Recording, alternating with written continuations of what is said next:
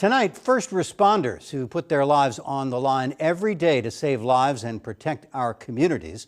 Well, NBC5's Stephen Biddix is at the University of Vermont in Burlington to tell us about a training program underway there, helping make their jobs safer. Stephen?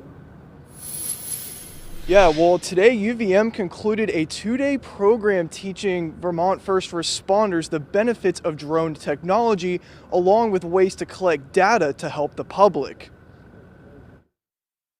Drones work exceptionally well in situations where it's dangerous, dirty, or difficult, and they're much less expensive and expose people to much less risk than getting a helicopter up there or perhaps executing a search and rescue team in a boat. So we want to get this technology into the hand of first responders. A new partnership between the University of Vermont and Assure are aiming to keep first responders out of harm's way. Assure, or the Alliance for System Safety of UAS through Research Analysis, has the goal of providing drone technology to keep first responders safe. Think of a situation any situation that is dangerous, like a tower inspection. These things can do it much safer, much quicker. Or situations where there's lost children or a hiker or skier.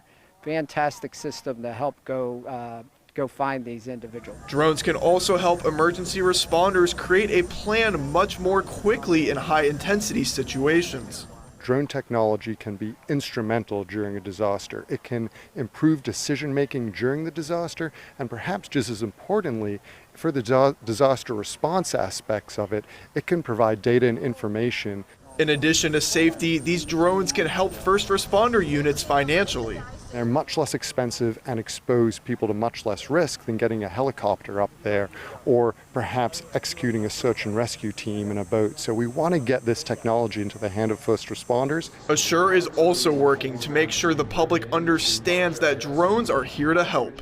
We've heard in the past that drones are dangerous and scary, but there is so much that these things can do for us and improve our quality of life.